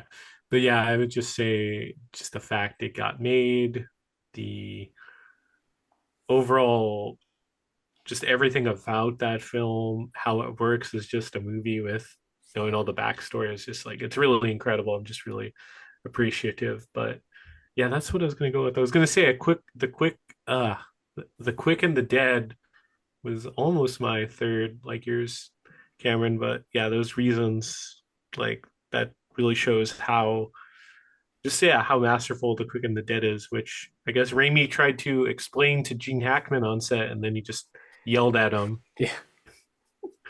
right? I mean, he was very much, I'm not doing that shit. It's Yeah. very much like, Was it you guys heard you heard the story though, right? Where he tried explaining the shot to Gene Hackman yeah, for yeah. some reason, just got like pissed off. Mhm. Yeah. He R.I.P. rest in R.I.P. peace, Gene Hackman. Yep. There's also stories of Tony Scott dealing with that too. Where On Enemy of the they're like, State "Oh, being what's one. this? Oh, these are these are plans for, the shots for the subsequences. Yeah. I'm not doing that." It's like, well, Yeah. don't show I him any of these ever again. yeah, I I just mean, but they were together yeah. multiple times, so I mean, it must have worked out in that sense because they Yeah. did. Was it Hmm. is it Crimson Yeah, Enemy of the Tide State. and then Uh-huh. Enemy of the State? Yeah. Yeah. Yeah. I got this I think they could put up with each other. yeah, I just got the sense of maybe like Gene Hackman, you know, RIP, of course, but yeah, I never got the sense he was just like an asshole. He was just like a curmudgeon. He was just kind of grumpy, like super grumpy on set. Never, I don't know, never did anything like insanely terrible, I guess, besides terrorize Wes Anderson here and there. Right. Yeah, when you hear about the kind of the other actors he was really friendly and got along with, you're kind of like, oh yeah, that man, I understand who this guy is. Like he was really good friends with Dustin Hoffman, and he's really good friends with De Niro, and he's really good friends with like James Caan and stuff. And you're like, yeah, that seems like a group of guys who are pretty. They know their roughness, and you better come into the room with your game up if you're gonna you know deal with that level of Yeah. frankly assholeness. So Yeah. Yeah, very salt of the earth sort of men with an emphasis on the salt, maybe too much salt, like mhm. check Yeah. your liver, salt. Um, yeah, it took me a minute to kind of come up with my three because I have my two, but I settled on what I believe you already said was your number two, Cameron, so we could just trade off right here. But Mhm. A Simple Plan. I've really grown to love that movie a lot. It wasn't I've talked about it before, but like I wasn't huge on Raimi at the start of like my film fandom. Mhm. I've loved movies for a long time, but it was really Spider-Man, and then the rest I was like, wasn't a big horror guy. So it took me a minute to get Evil Dead and stuff like that. It took me even longer to get to Simple Plan. And now I'm just like it's such a special movie because there's no he's never done anything else Mhm. like it. There's stuff like approximately close to it, but it feels like it stands out even more. Like if you were just jumping into Sam Raimi's filmography, even the title doesn't like jump out at you, Mhm. Like The Gift at least is like there's some intrigue there, and I like The Gift quite a bit, but that stands out more. For Love of the Game, that stands out just because the title's like, is that proper? Like, is that the correct Mhm. phrasing of those words together? A It Simple almost Plan, it almost sounds like it's both. Shakespearean. It's like for love Uh-huh. of the game. Yeah, and then the movie's like not that. No. Um, although maybe you know what, it sounds like we none of us have seen it in a bit. Maybe I should give it a rewatch. I wish I had given it a rewatch. I also How wish I about had you give it a rewatched rewatch Quick and the Dead. and just let me know what you think before I sit Yeah, down and turn that thing on again. So, yeah. If I'm the only one who's seen the movie in like Yeah. 20 years, and I'm like, actually, everyone, hold on, Yeah. we were all Yeah. wrong. mhm. It's I fantastic. It's his best movie. for some reason I have that on DVD. For some reason I have a physical copy of Hey, For why Love of the not? Game. Physical media is cool. Yeah. No, of course, for such a random film to have. Dude, I have a Blu-ray copy of that what movie is that? Tough Guys Don't Dance. Tough guys. Awful movie. But didn't you Hysterical do an though. episode on that though? Yeah, the We did, yeah. and I fell in love with it. It was love at first sight. It is my favorite, like, quote unquote, bad movie. Like, it's hysterical. It Mhm. entertains the shit out of me. I recommend it for everyone. It is not as good as A Simple Plan, believe it or not, though. Also, I don't talk about this very often, but um, Bill Paxton is like he was one of my boys. Like he's one of my favorite actors, if not like Hmm. for at least a chunk of my life, my favorite living actor. Yeah. So I miss him on my screens every day because he's terrific in everything. Yeah. And he's really really wonderful in that movie. I mean, he's really wonderful in that movie. I think Billy Bob Thornton in that movie gives one of the best screen performances. I'm of the opinion that Billy Bob Thornton is maybe one of our most talented living actors, which I know sounds insane because Oh, I think people have a certain idea of him, but I think that his range without compromise is just kind of truly jaw dropping to me. Sling Blade. In the sense that like Sling Blade is a obviously is a very mocked character, but it is a complete and total creation Hmm. on the level of something like Jack Sparrow, or on the level of, and of course, and he also wrote, I believe he wrote that movie as well. I know he Oh directed yeah, it. that's right. Um, but like there is such a difference in performance between what he's doing in that, what he's doing in A Simple Plan, what he's doing in something that you would consider similar in like Bandits, that movie with Bruce Willis and Kate Blanchett, and then also like Bad Sense. I think the guy's just got like incredible. And then you watch like The Man Who Wasn't There, Yeah, which is I such was a gonna say which because is I know such you a love that movie. it's my yeah. favorite Coens, and I'm the only I know I recognize I'm the only human being on earth who thinks that. And I love the Coens.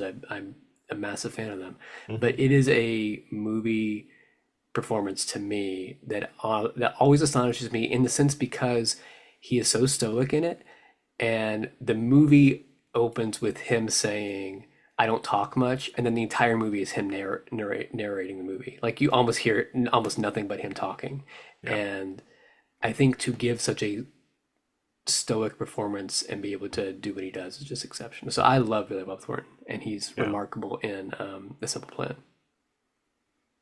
yeah. It's amazing. He which does is my good. number two. So we can go Okay. around. So Yeah. Yeah, yeah, we can go to Gene's now. yeah. Go ahead, Gene. What's your number two? Army of Darkness. Nice. Yeah. That one is, I want to say, the first time, like, on the films that he's worked on where it feels like he actually has like a budget, right? Like, I don't know if he got like a whole lot of money for Army of Darkness, but he like actually has the money to do what he wants to do. So it's just really cool to see him. Okay, now he has money, and this is what he does with it. And there's so many like cool, fun sequences, like the Army of the Dead, and they're all kind of like Mm. Three Stooges skeletons, and they're all goofy, or just like Ash, all the slapstick with the mini Ash or his hand and everything.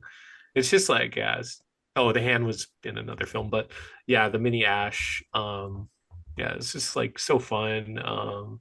And it's just like, yeah, Bruce Campbell is so funny, and it's like he's at his best, right? In that film. It's just good to like see him like fully in his own. Yeah. Mm. Yeah, I think that's I don't even know if this is like debatable. Like that's just the movie that gives him the most like dramatic material in that Evil Dead franchise. Hmm. Like Oh, because the for other ones sure. he's just kind Yeah, of a yeah. rag doll, a very entertaining rag doll, Yeah. and he's got stuff. He experiences a lot happening to him. But Army of Darkness is the one where like he actually kind of has to confront like his ineptitude. You know, Yeah. he's the cause of like the Army of Darkness for the third act. Hmm. Like Yeah. Ash is so stupid. But that's why we love Ash. yeah. For a while, that was my favorite Evil Dead movie. It is Hmm. not anymore, but for a good long while, um held. I mean, I still hold it in high regard, but it was like the barometer for me of Raimi and like the horror era. But um, no longer. And that's because I revisited some more of his movies more frequently. But yeah, good number two. Uh, Cam, any thoughts on Army of Darkness? Army Target's might be my favorite of that trilogy. I'm not a huge Evil Dead guy. I respect it. But Army Target probably is my favorite of those. So Hmm. Um, all right, that's my number two then, right? Yeah.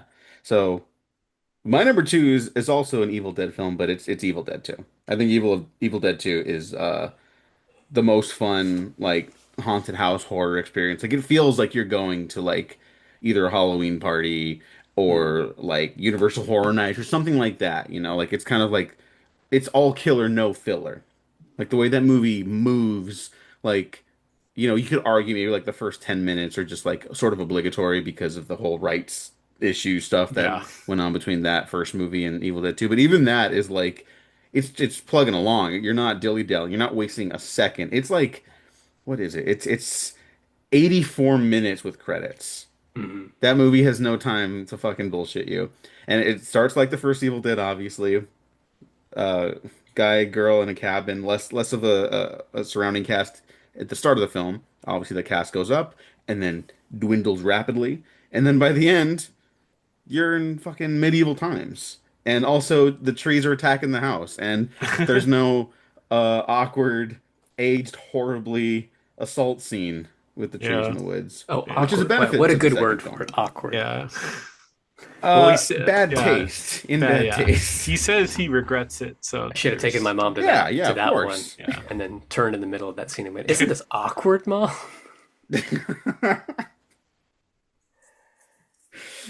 Um, yeah, but I love Evil Dead 2. That's a movie I could throw on like whenever I'm in any mood and just have like the time of my life watching it. And um, the effects work is astounding, and just the pure like lunacy of um of the sequences. I like adore the bit after his hand like escapes. He's like shooting up the wall, and he's like he's having like a psychotic break from reality, where like the black blood's gushing out the walls. And then he just loses his mind as like the inanimate objects start cackling around him. The camera is like going insane.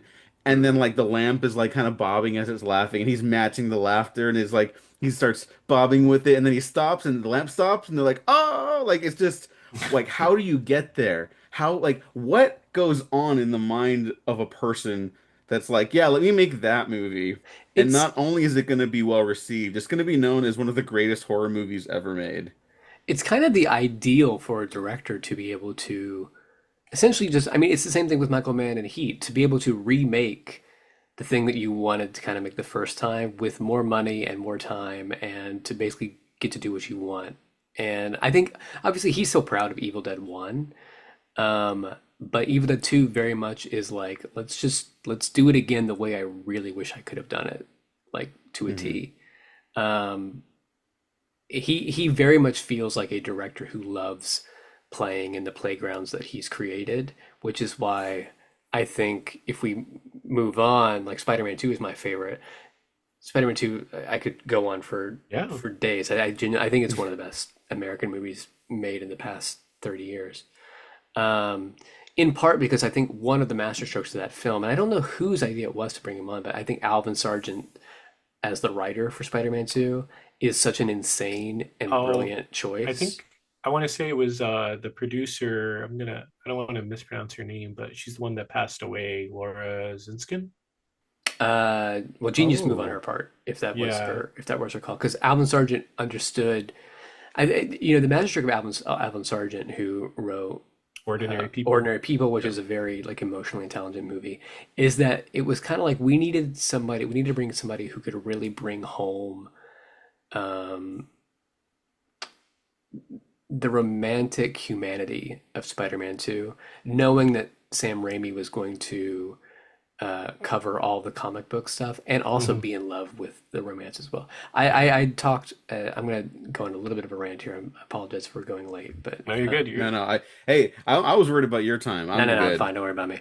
I have been rewatching specifically movies from the early 2000s, the early aughts, the blockbusters, Pirates of the Caribbean, Spider-Man, Lord of the Rings, The Matrix, and it's pretty incredible when you watch all those trilogies and you recognize that at the heart of all of them is a very earnest love story, um, in which the protagonists are often completely slack-jawed and in love with their romantic counterparts. and how much we just frankly do not have that whatsoever in modern movies at all.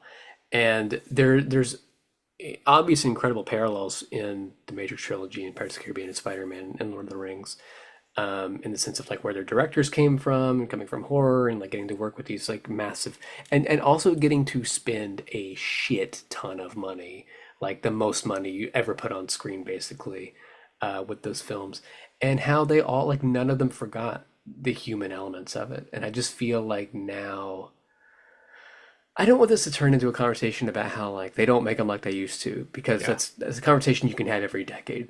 You know, that conversation will always be there. But there is an like I do just fundamentally miss having protagonists of movies not be so world weary, jaded, like to see them have some sense of earnest, true hope, I think really does affect people. And I also think that we have really lost our sense of romance in film, and I really want to bring it back. And I think Spider-Man 2 is of all those, I think the best love story, in part because it's about yearning, um, and complexity and honesty of self, which are things that I think a lot of movies, even rom-coms, don't really like attempt to do. So that's in part why I think Spider-Man 2 is my favorite of his, because it really shows a vulnerability and an emotional maturity that most blockbusters I think don't even get close to touching. Yeah. First of all, really, really well said.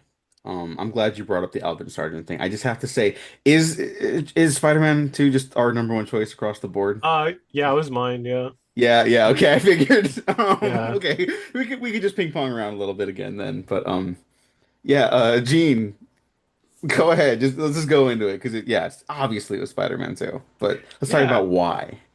Well, it's like for me, I think it's just I want to say the might have been it is a great excuse me, it is such a great film, but it's also like the nostalgia of that film of Spider-Man 1 comes out and just like being a big comic book fan when I was younger.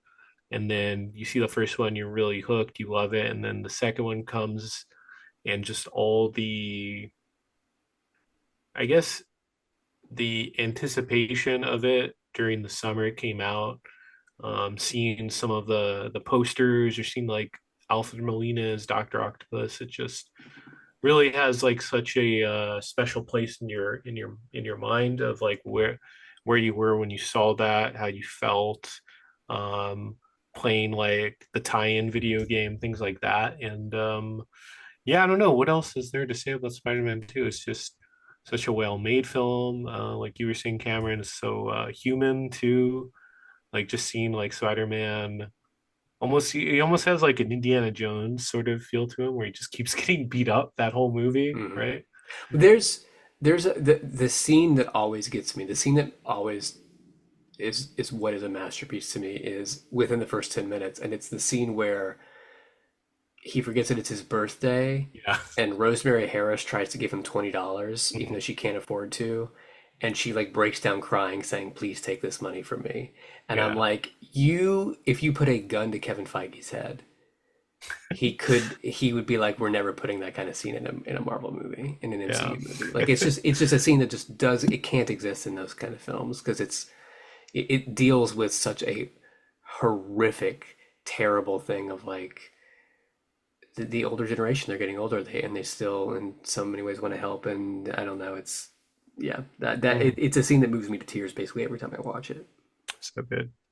Rosemary Yeah, I Harris watched still this movie kicking. mostly through Shout out, tears. shout You out to know. like 90,000-year-old Rosemary Harris, one of the She best was to ever do it. she was yeah, no, she was at the I think she was at the picket line for the strike 2 years ago. She rules, Oh my man. Yeah, God, she She's was that's like, really she's good. just like the good for fucking her. best.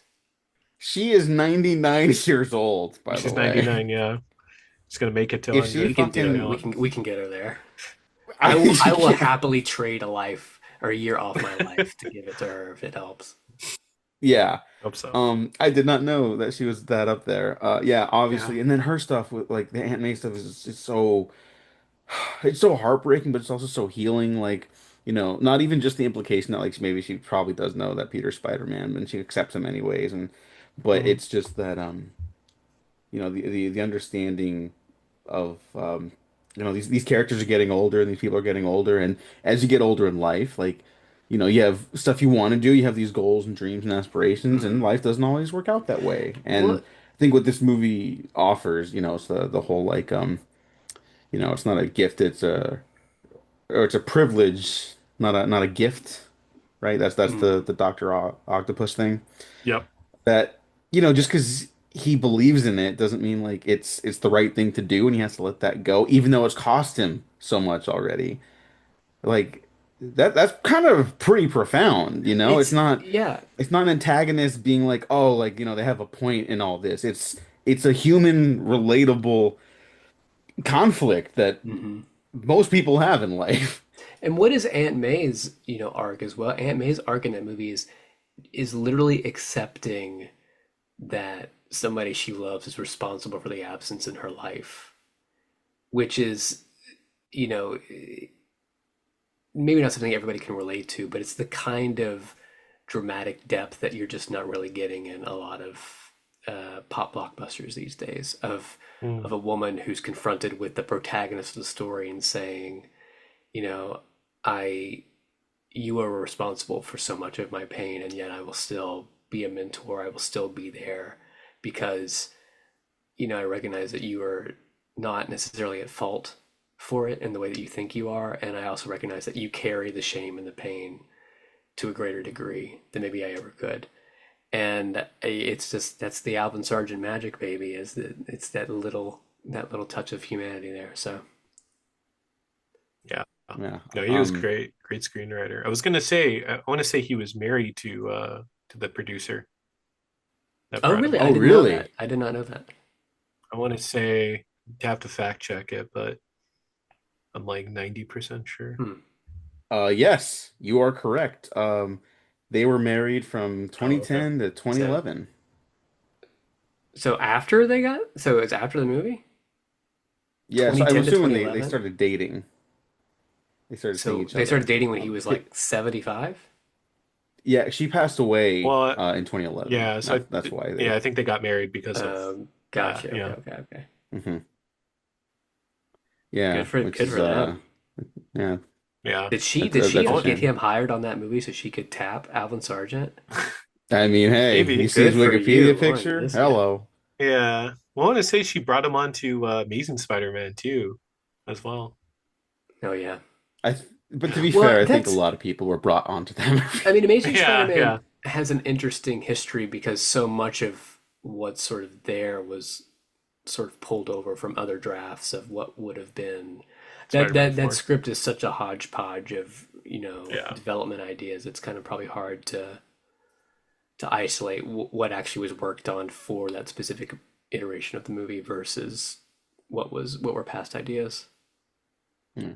I would say I do think that there is good stuff in the Amazing Spider-Man movie, both of them. I don't like either of them at all, but there is good stuff in Same. there. Yeah. And I think the Yeah. reason the first Amazing Spider-Man kind of feels like it has a little bit more soul to it, there are sequences that do stick out in my mind is like I wish this was the movie, and I'm willing to bet it's the sprinkle of like Alvin Sargent leftovers. Even if he didn't like specifically write any individual sequence, it's just there was enough of him maybe in the material Hmm. that maybe some of it sprung to life a little bit. Um, Yeah. yeah, Yeah. let's just take a moment to recognize how insane it is that Alvin Sargent wrote uh, two Spider-Man movies and then uncredited rewrites on the first Spider-Man movie. Rules, rules. Yeah. This is. I Yeah. mean, I wish that we were getting more people outside of the genre writing genre pictures. Mm. Like I wish Hmm. that we were doing that again. It still happens occasionally, but it's one of those things where I feel like now within these pockets of the MCU and the DCEU or whatever it's called now, like they reuse the same people over and over, and I just really don't want to see that, in my Yeah. opinion. Like I'm fine if you get one shot at it, and if it's good, you can keep going with your thing. But when they're reusing, I mean, we Diego The knows how I same feel about James Gunn and things like that, but mm, I just wish that there was variety. more genuine variety in sort of Yeah. how these things were Yeah. They Yeah. keep being doing put that, and together. then bringing in the Rick and Morty writers as well. Yeah, people. This will go back to the very beginning of the conversation. I know that Uh, people shit talk Joss Whedon for a lot of kind of where superhero media is today, and there's an element of that that is true, but I do think Dan Harmon has kind of been more responsible for a lot of where this kind of stuff is going. So I don't know. It's yeah. I think there's plenty of yeah. blame to go around, and yes, even my beloved James Gunn is partially responsible for some of the less interesting writing ticks that pop up in this last decade. And I agree completely that I wish writers were approached to write this sort of material who didn't have like, oh, I grew up with this stuff. I love this stuff. I'm so like, I don't need to hear that. I don't Mhm. care. That doesn't mean Yeah, anything. I I love would. stuff too. I couldn't write a Star Wars movie right now. They pay me $5 million to be like, get started. You got the year to work on a script. Like I we need would. it ready to go in Yeah, a year, and I wouldn't be able to do it. I wouldn't come up with a good idea in that time. I would love disloyalty to a franchise from a creative at some point because in some senses like you get I think that's kind of how you get like a Tony Gilroy Andor situation is you don't go after a guy whose like whole personality is I love Star Wars. Like I don't necessarily know what his relationship with Star Wars was beforehand, I but I don't. never. I'll interrupt really quick just to say like I'm pretty sure he didn't even see the movies like after the original three came out. Like I just Yeah, don't think that's that's his the sense that purview. I get from him. Anytime he talks, it sounds like they approached him and he was like, okay, and then he came in and like he kind of did what he wanted to in that world. And to not have to face the fans, as they say, I think is so liberating for a creative. And I think that it gives creatives, or I think it gives audiences more to play with. The thing that if I could speak to like a geek audience, people who love comics and things like that, the thing I would say is like, if you trust a creative, you will get a bigger playground. I mean, ultimately, like don't make a small sandbox for somebody to play in. I don't know. So that's how I feel. I know. I disloyalty to fan bases. I think is what's going to help save some of these. Like I couldn't give a fuck about where Star Wars is right now. I just and I think it's because people are like, well, we're gonna. The movie's called Mandalorian and Grogu, and it's gonna star Baby Yoda, and it's gonna star a guy who looks like Boba Fett. I'm like, I don't give a fuck. I'm sorry. I just don't. I can't. You can't pay me to care. Well, I mean, that's not to get the whole Star Wars thing because I've spoken about it before. Where like even though it is easily arguable that the franchise is in a worse place than it's ever been cinematically, I've never been more like comfortable in my love of a lot of Star Wars. Not all of it, obviously, Hmm. but I'm like I got what I think I needed out of it. If more good stuff comes out down the line, like we ever get another Tony Gilroy type situation or someone of the same ilk. I'll be happy to watch it. Another Ryan Johnson, I'll be over the moon ecstatic, right? Hmm. We got a trilogy of Ryan Johnsons, I'll be very ecstatic about it. But like I also like okay, like I had my fun. I will find pleasures elsewhere and interesting stuff Hmm. whenever it pops up. Because even though we have been uh lightly jumping around our frustrations with a dying industry, it's like there's always gonna be interesting stuff out there. It's just gonna be a little harder to track down, sure, Yeah. and it's gonna be gonna get the wind knocked out of our sails quite a bit, but Yeah. there'll always be good stuff. It's also just knowing when you've had enough of something. Like I love Scream. I have no interest in Scream 7 for many reasons, for political reasons and for others, but I just don't like the idea of a seventh Scream movie exhausts me.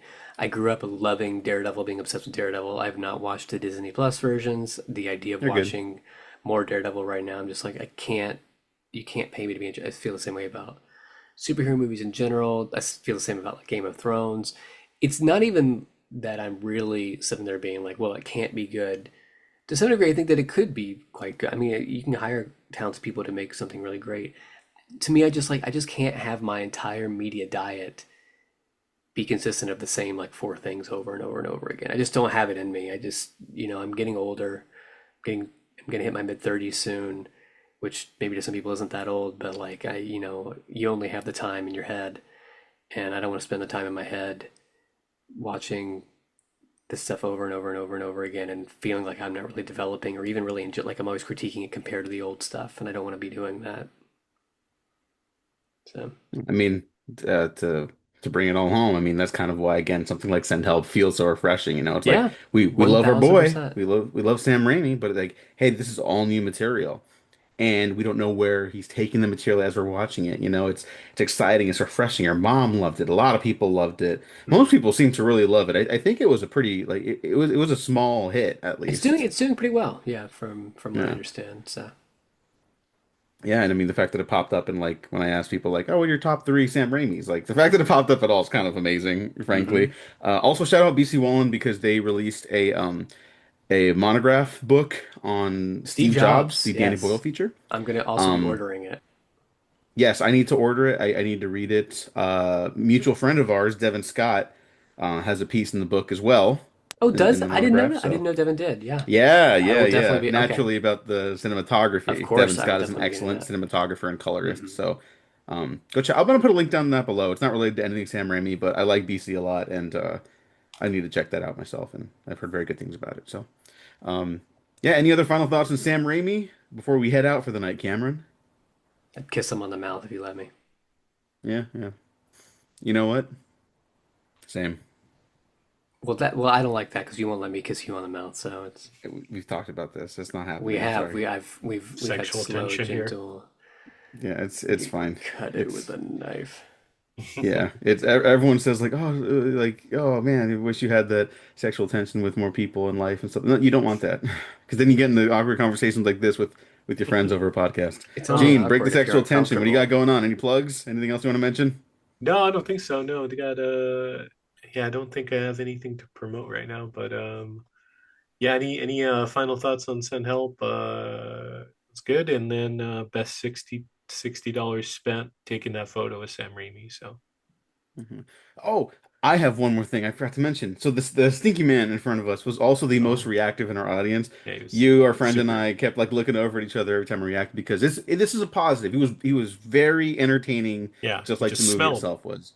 He He just just he was smelled. a little stinky, a lot of stinky. But every time something like kind of wild happened, he'd be like, oh, oh, and his friends would be like laughing with him too. And Yeah. that was like Best way that's to see why it. theaters are beautiful. That's my church. But the best moment was again, spoilers, the bit when Linda, it looks like she's castrating Dylan Yeah. O'Brien on the Mhm. beach. And like, you could hear him go like, "Oh God, oh God, oh God, oh God!" And then when she lifts up the dead rat and it looks like his penis for a split second, because you're assuming it is, he went. It was like hmm that was the best. That is Yeah. a viewing I Bless his experience I'm going heart. to remember for the rest of my life. I thought you were going to end that story with, and that stinky man was T.J. Miller. But then you said that he was sitting with friends, and we know T.J. Miller Yeah. doesn't have friends, so couldn't have been him. No, TJ Miller is too busy calling in fake bomb threats, something he actually did. I bet that guy's doing So really just well to, right now. I bet he's having a really normal life. I hope it's the least normal life possible, and he's deeply unhappy. That guy can go fuck himself. I'm trying to be nicer, but fuck that guy. And a lot of other people can go fuck themselves too, but I ain't got time to list them all.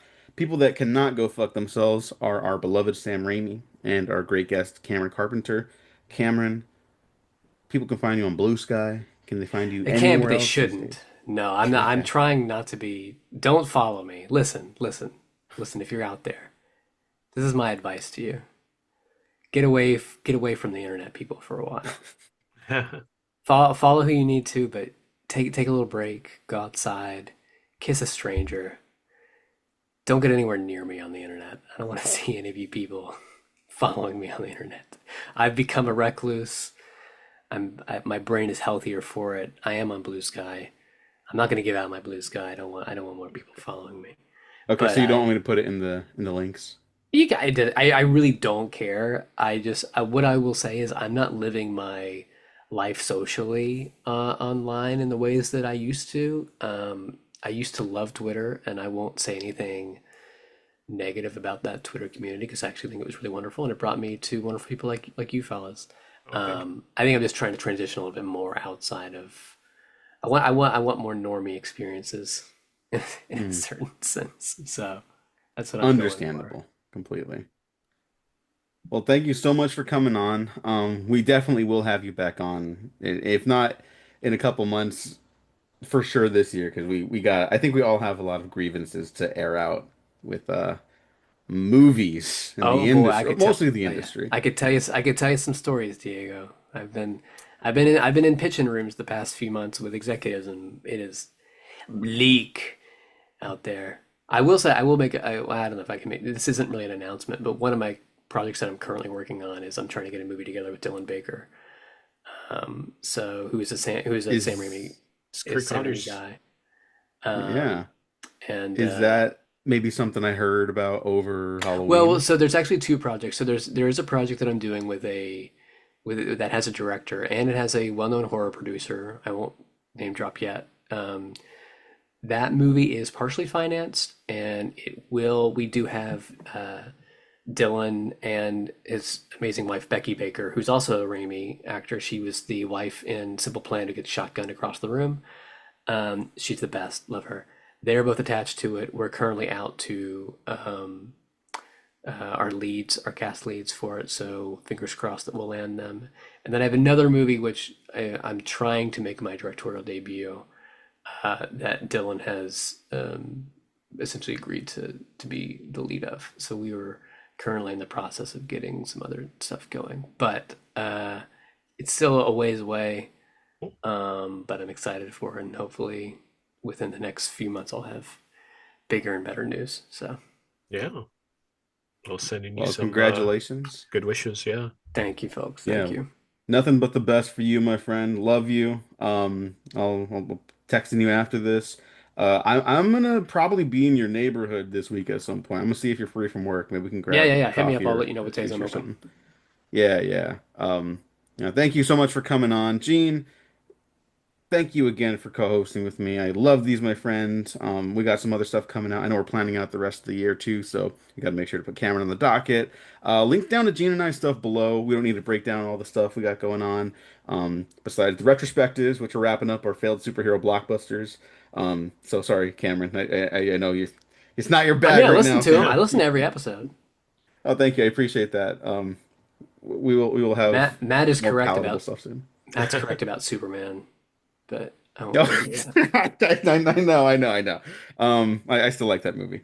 And then I'm streaming Resident Evil 8 because the ninth one came out and I forgot to finish it before the ninth one came out. I have So a I'm question. having a good time. I have a question, Diego. Yeah. What's Lex Luthor's plan in Superman? We're not doing this right I just have a now. question. It's just my one question. What's his plan? What is he try? What is he Well, trying to do in that movie? he's trying to defeat Superman, buddy. Well, is he trying to defeat Superman, or is he trying to make people hate Superman? Because this is my thing. Is that if I were the smartest man in the universe, and I was trying to figure out a way to make people hate Superman, and I somehow made a clone of Superman, I feel like the point A to point B to that is pretty simple, in the sense that I would just make my clone Superman do a bunch of bad shit, and then people would go, "Oh, I don't like Superman," but instead he makes him like wear a mask the whole time and like makes him not Superman and has to go through a whole convoluted thing where he's like, I need to figure out where Superman is from. I need to make people hate his dad. And maybe if I make people hate his dad, maybe that'll make me anyway. Okay, sorry. I'm not gonna go on No, about no, no. This episode's moving like a retrospective now, but I will say, rewatching it, it's become kind of a mostly happy, comfortable movie viewing experience for me. Like it puts me in a good mood for the most part. Um, the Ultraman stuff is the Venom stuff in Spider-Man 3, which means you should exercise it from the movie for me. I'll give it one bit of credit. It does do a genuine romance, I think, fairly well. I did like that element of it. Yeah, I really like that too. And I like the casting. I like the casting overall. But yeah, no, I'm not gonna go do it. Guns casting is not the problem. I don't think that movie has a lot of problems, but I think some other stuff he got his hands on Hmm. did. And I didn't expect to say that last year at the start. And well, it's New World, folks. Thanks for listening. Thanks for watching. Like, subscribe. Check out everything Sam Raimi related. Check out the old Spider-Man retrospectives. I'm sure they're horribly dated, but I mostly agree with everything I probably said in them at the time. You came out Thanks for as a Trump listening. supporter in one of them, didn't you? No, no, I I think I didn't. did. No, I I didn't. think it was like 2015. You were like, I heard Trump No, is running, and I think no, we should give him a shot. I think is no. what I remember recall. No. All right. Good night, everyone. We've been professionally unprofessional.